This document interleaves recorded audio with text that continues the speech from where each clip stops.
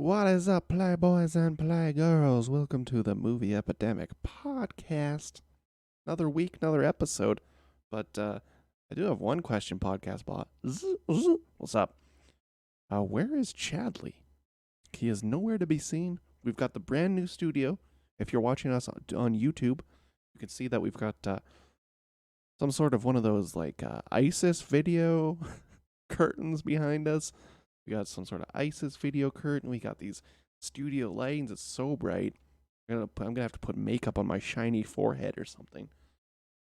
These bright lights that I'm just staring into. They're so bright. Podcast bot, you got to turn them down a little bit. But yeah, where is Chadley? I don't know. I thought he was with you. Why would he be with me? This is your one job. You got to get Chadley into the studio. This is like your one job. You schedule the movies and you gotta get Podcast Bot in the studio. Or you gotta get Chadley in the studio. Podcast Bot. Where is he? I truly don't know. Normally he does show up for the recordings, but he just simply is not here.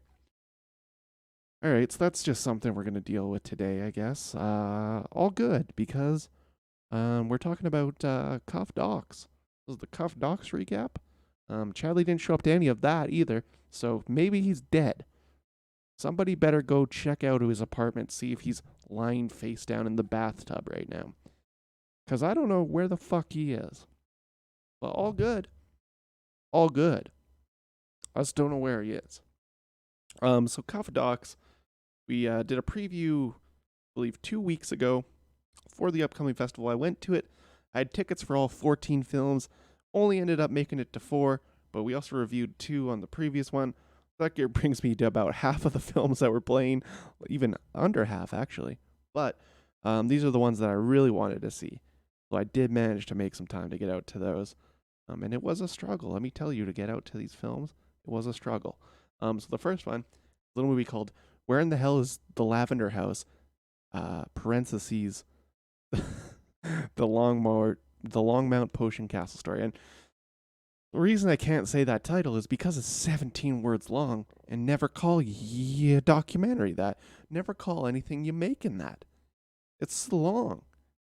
It's long. Just call it the Longmont Potion Castle Story. You don't have to add Where in the Hell is the Lavender House? A famous quote from one of his prank calls. You don't need this. It's long. You're not gonna. You're trying to get you're trying to win an Oscar and beat out Lord of the Rings and The Return of the King for longest title or some shit. You don't need this. Number 2, we're going to be watching Mr. Toilet, the world's number 2 man. See? It's in the number 2 spot. And it's about shit. About the shit man. Number 3, a movie that we were supposed to cover on the recap, but didn't quite get a working screener for it. All good. This is Scream Queen, My Nightmare on Elm Street, and finishing it off with probably the best doc I've seen this year, J.R. Bob Dobbs and The Church of the SubGenius. So those are the 4 docs we're going to be covering on today's show. And I guess we'll start with Where in the Hell is the Lavender House, the Longmont Potion Castle Story. Now this movie, very clearly, is a half-baked, failed Indiegogo project, to the point where they even mention that in the doc, like a lot. They mentioned that both the directors and the producers pretty much all fell off, and then it was left to this one lone producer who tried to put together some sort of documentary out of it. And there wasn't that much footage that was interesting. Most of it is them playing with the idea of a documentary. It's like it very is like a fake documentary that they're trying to play with like the format of it.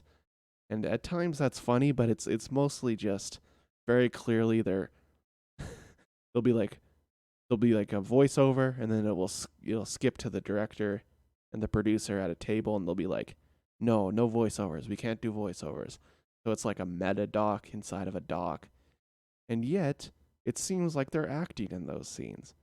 So it's like, if you want to make a meta doc, you can make a meta doc, but don't make the sections that are supposed to be real incredibly fake. There is something about the kind of thrown together stock footage of it all. Kind of, it feels kind of like a Ed Wood on acid, on pretending to be Ed Wood, but is also on acid. It isn't good, but there is kind of a whimsical chaos about it because if you've never heard of the Longmont Potion Castle prank phone calls, they are very funny, and they do play clips of it throughout, and that is going to get the entire audience laughing because they are truly very good prank calls. And I could see why someone would want to make a documentary on this elusive man that's never revealed his identity. The last like 20 years of him releasing these albums of prank phone calls. And I mean, the only reason you would ever watch this because it is so poorly made is if you are a fan already of Longmont Potion Castle, because there is some footage where they find him and they go to his house and they don't show him, but they do he does tour you around his studio and shows you how he makes the prank calls. None of it is very it's not there's not much here, right? Like, because it is a failed documentary. They didn't finish it. It's very clearly not finished. The point where the last scene is just like the last thing they filmed, and he's like, I wish there was more, but we simply don't have anything else. And so it is offensive in in how poorly this is made, but the subject matter is very interesting because in this world that we live in, there pretty much is no one that has stayed anonymous this long.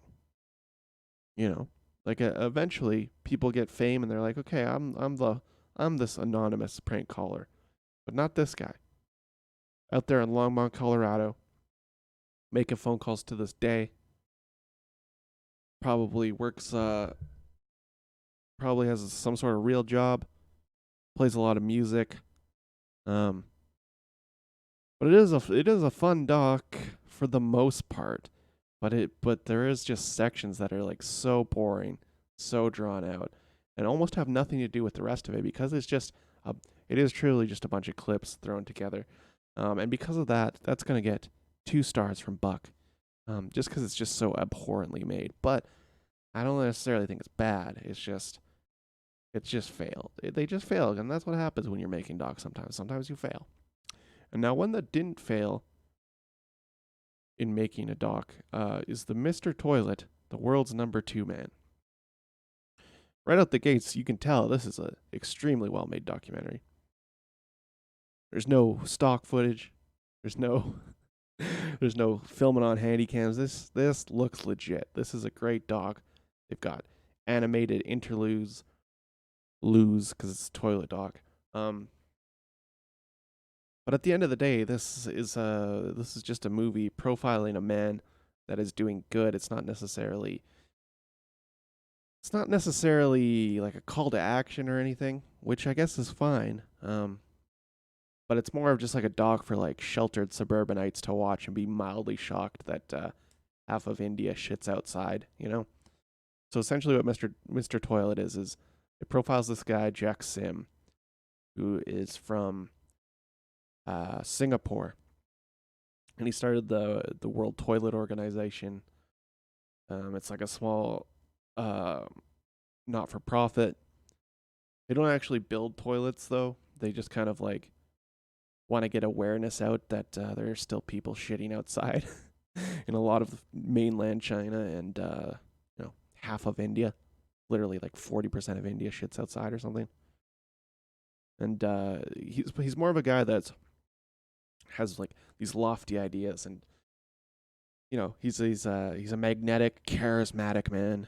And I could see why you would center a documentary around him. At the Q&A, the director mentioned that she had like 3 subjects when they started the doc, but they realized that Jack was just too interesting. You couldn't not make a documentary just about this man, and that's good. All he does is want to raise awareness, but it never, like, until the very end, he never actually accomplishes anything. You know, he gets like World Toilet Day, which is November 9th or 19th or something. Gets World Toilet Day passed at the UN. And then he just like, he tries to work for India for a little bit, and they won't have him because India doesn't like having outsiders tell them what to do. The cultural thing, I get that. That makes sense. Um, and then his kind of organization falls apart. And then eventually at the end, in like the last 20 minutes, they're like, oh, but then he got a contract in mainland China to actually build some toilets. Not very many, but some. And that is interesting because this is a man that has such lofty ideas, like cutting out, open defecation in India. And this guy's obsessed with toilets. He's a weirdo. He's definitely an eccentric. He's an artist. He's always making like art projects on the street and stuff. And he's a very good marketer. Um, Unfortunately, if you're just marketing with no goal, it's not. There's not that much you can do with that. Not that I disliked the doc at all. I think it's very interesting. There's some good stats about, because you kind of don't think about sanitation that much if you live in a Western society where you shit in a toilet all the time. But it is very interesting to kind of see how some people have to live because there simply isn't plumbing. I guess that's something to think about. But this does feel like something you would watch on, like local cable or like CNN or something. Yeah, it doesn't. I don't know that it needs to be 90 minutes. You could probably pack this bad boy into 60. But there are some interesting ideas, and it is all very relevant up until I think, like they were still adding stuff into this that happened like only several months ago. So yeah, there's still a lot going on here. It's more of just like a quick look. They say shit a lot in it. There's a lot of kids at the screening, and they just don't stop saying shit in this movie. Hell yeah, dude. Hell yeah, dude. Jack Sam's one wacky bitch. That's for goddamn sure. But there's only so much of like a one man bumbling around and blundering his nonprofit around that I can handle. But I didn't have a bad time, so this is probably, if I were to rate such a thing, I think that would probably be about 3 stars on the Chadsky scale there. 3 stars. Now this is one we were really excited for. I was hoping Chadley would get to see it. We love filmmaking docs. We love docs about filmmaking and especially horror. So Scream Queen, My Nightmare on Elm Street. This is a doc that kind of has like 3 main threads that all tie together in a very intriguing final product. So there's basically the behind the scenes making of Nightmare 2. So this is a movie that profiles Nightmare 2, which is notoriously known as like the gayest horror movie of all time. Because Freddy like takes over this young kid, and it's like he's trying to get out of him, and it's like Freddy's like the gayness trying to get out of him, and then there's like a lot of like they go to like a gay club in it, and there's like a scene in the showers where there's like a lot of male nudity and snapping towels, and it is truly a very gay movie. It's also very underrated Nightmare movie too. I like it quite a bit. It's not my favorite of all of them. Some people really like this one. I think it's great, but it is very far away from what Nightmare kind of is and became after this. Kind of its own kind of. I always found this one kind of more, I don't know, mystical, which is weird when you're talking about a guy that comes out of dreams. But I don't know. It was one's always kind of like kind of a weird one. But it also then kind of covers the rise and fall of Mark Patton, the star of this film, who was a gay man, not out, just trying to make it in Hollywood. Kind of the rise and fall of what his trajectory was. And then the third part of this is like a very good history lesson on 80s gay Hollywood. So it kind of like covers the AIDS epidemic, kind of like the fear that came in with that, and all these gay actors that were dying and stuff, Rock Hudson and whatnot. And it is a pretty interesting look at that. Holy shit! Did not mean to have notifications and shit on. My bad. I was loud. Um, Yeah, so Mark Patton is a fascinating story, really, and it really shines a light on on this film and how it affected him as a person, and kind of how Hollywood treated him and many gay actors of the time. Basically, his boyfriend at the time, he got AIDS. He gave Mark AIDS, and kind of after this movie was like released and it was so gay, and it was a really tough time in Hollywood for anyone who was gay. Um, it's he was never able to get cast in anything else. He basically moved to Mexico and completely left his acting life behind. This movie does, like cover his early days of acting, how he got into it, things like that. But the real story is kind of something that happened in the last several years, when that very lengthy Nightmare on Elm Street documentary came out. Forget what that actual doc was called, but he was interviewed for that, and they found him like down in Mexico. He just recovered from a very close to death. He had like tuberculosis and AIDS and all this stuff. And then he's kind of like made a comeback in recent years. He's going on on the Comic-Con circuits where he goes and signs stuff, Um, but kind of the main point that they get into it later in the film is how he's kind of obsessed with the writer of this film, who kind of pushed off the gayness of it onto Mark, where in interviews he said, I didn't write it to be so outwardly gay. It was more subtext. Yet Mark was so gay. That's why this movie became so gay. And I think back, like, if you think like even 10 years ago, he would be saying that because people didn't like it because it was gay. Now that people have come around on it being super gay, the screenwriters kind of backtracked on that. He's like, yeah, we did write it like that and stuff. And this really angered Mark. So there's a whole section of it where almost like where it kind of negates the rest of the film, where he's just so obsessed with getting an apology, and then he does get it eventually. But after that, it kind of just deflates from there. I think it's a little anticlimactic. I mean, because there's so much other good content to focus on in this. I don't know why that's the focal point of the majority of the back half of this film. I mean, fair enough. I do think all of the content is very interesting, and how like one film affected this man's life so completely, and to this day is still affecting him. It wasn't in any other movies really.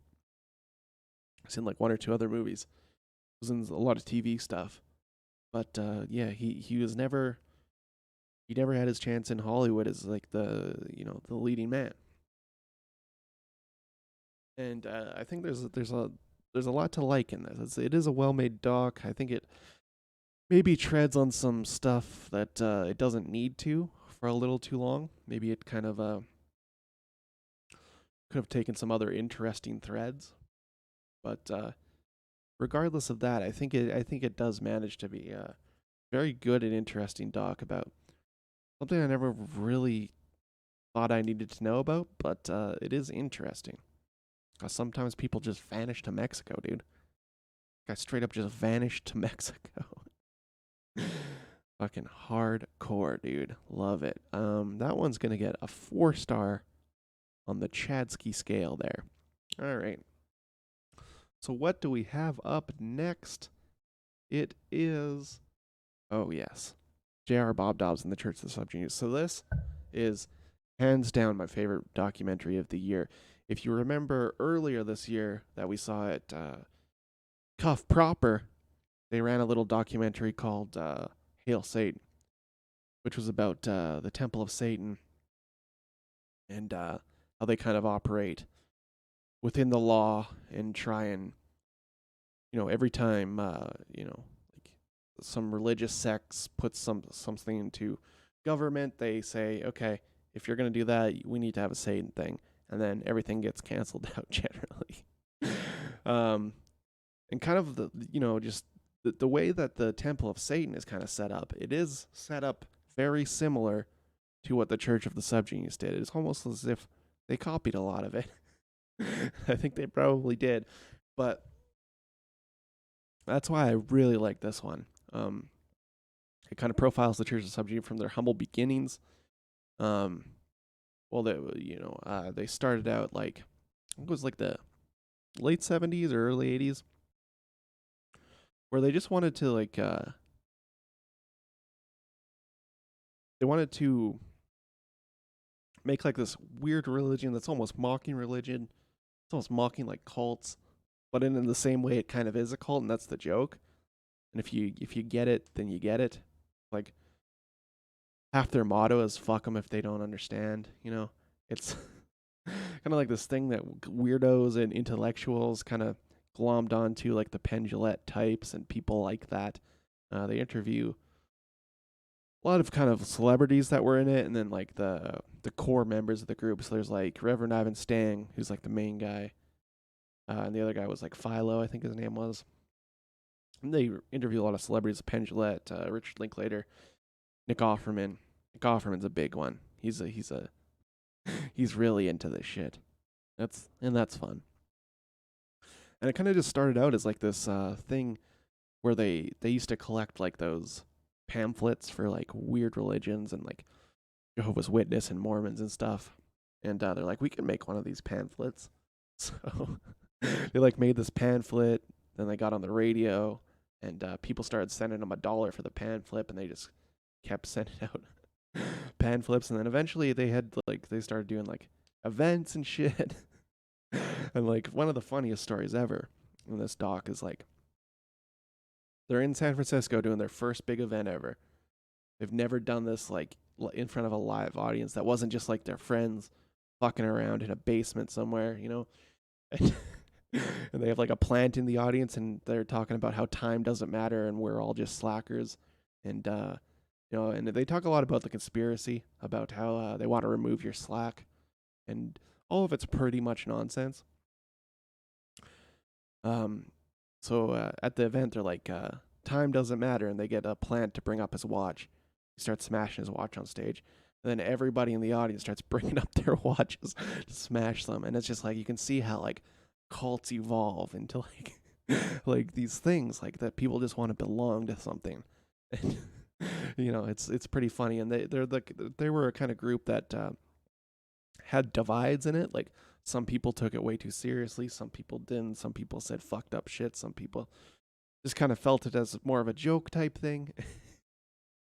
and it's kind of crazy how like they're very into free speech, so they wanted people to do whatever they wanted, even if they took it too far. Sometimes, like during Columbine, one of the higher ups of the church went on the radio and was like, "This is because of the Church of the SubGenius," and they were having like a event in Boston, and that got canceled and shit. So almost very similar to if you saw the Hail Satan doc, to how it gets blown out of proportion to what their actual organization does.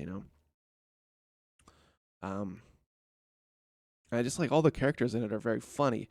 It's very clear that it took this long to make a documentary about them because they're all maniacs. You really had to have someone that was like, okay, we're making a doc. You guys got to you got to guys talk about this a little bit, and it's just funny situations because I think 1998 was their doomsday, or the alien ships were coming down, and they were bringing everybody up to have orgies and shit. But once that happened, the church kind of fizzled out after that, and then 9/11 shortly after. That was kind of the end of it. But to this day, they're still around, still producing a newsletter, still kind of a group of weirdos getting together. And I think it's a very pure doc. Because Ivan and Philo, they come from very different ideologies, right? One guy's a pretty hardcore conservative, the other guy's this liberal hippie, but they both felt like outsiders in their respective places. And when they came together, they just wanted to, laugh and make fun of shit. And I think that's like kind of a important thing in this time of political distress, And this does kind of turn into an anti-Trump doc.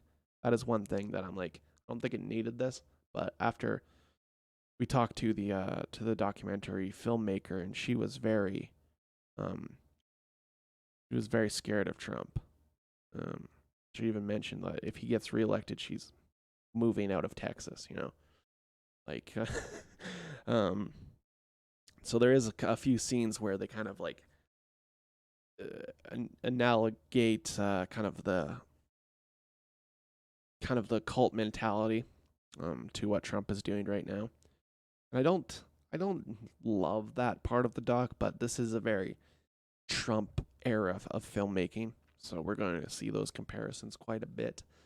But I think just by itself, The Church of the SubGenius is so interesting, and it does use humor to bridge the gap between ideology. I think that's a very important part to what about what they are and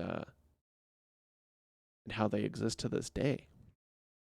It's a very good documentary. That's an easy 5-star on the Chadley scale. That's probably my favorite doc of the year, for sure.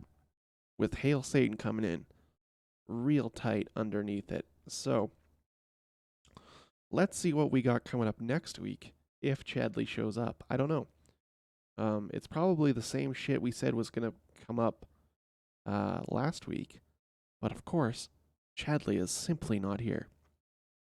So, next week on the show, December 15th, will be Knives Out, Rambo Last Blood. Oh, maybe that's it. Maybe he's just trying to avoid Rambo Last Blood for the 4th time. Because he scheduled this 3 times on the show and he didn't want to see it. And The Irishman. And that's 4 hours, so maybe he just didn't want to watch that. I don't know. I don't know where Chadley is. We'll also be talking about Fast 5. And we also got to go see an early screening of Waves. Unfortunately, now that this episode's coming out so late, that'll probably be out of theaters by then. Because it was only having a limited release, so I don't know if hopefully you have seen it. If you're hearing this episode and you're like, oh shit, I gotta go see Waves before it leaves this weekend. Yes, you should, and then you can listen to us talk about it next week. Then after that will be the Christmas episode, and then after that will be the last episode of the year. I'm not going to spoil anything about that, but we won't be doing Star Wars until January 5th of 2020. The reason for that is we want to give you people some time to go watch it, because this is going to be spoiler heavy. When we watch Star Wars, we're extremely spoiler heavy. So, by the time January 5th rolls around, I'm hoping you people have seen it. Because this is the movie event of the year. There's only a month left in the year. This is the movie event of the year. So you're going to want to go see it. You're not going to want to get spoiled on Twitter or anything. You don't want to get spoiled by our podcast. You're just going to want to go see this. Don't make excuses like you do every year. Just go see the Star Wars movie. This is the last one we'll get to see for a while. It'll probably be bad. It will probably be bad. Like, all things considered. JJ's not going to do it. Palpatine's going to fuck that little girl. Finn is going to fuck Poe. They're all going to fuck. And it will probably not be very good. If what I've been reading on the internet is true, this will probably not be a very good movie. But here's what I'm saying. January 5th, we will be reviewing it. This is going to be our big podcast of the year. You guys most of you people only listen to our Star Wars episodes. So, get hyped. Get ready for that. We're also going to be covering a lot of fun stuff for the Christmas episode. Maybe Chadley will do some karaoke like he usually does. I don't know. I guess we'll find out. But thanks for listening, guys. You can head on over to We've got a brand new studio on the YouTube, so if you're watching on video, thank you. We need more subscribers on there. We're really pushing for YouTube this year. But we still want you to listen or at least subscribe on Spotify or Apple Music or wherever the fuck you get podcasts these days. I don't know, Google something on your podcast apps, Stitcher, Smart Radio. I don't know where you even listen to podcasts these days, but it's really hard to convince people to listen to podcasts. But if you're not into that, every single episode is recorded and put on YouTube with video. We're in front of an ISIS thing. Great stuff. All right. Thanks, everybody, for listening. That was a good episode. You can follow us on Instagram, Twitter, Facebook, all Movie Epidemic. Look it up. Have a good time.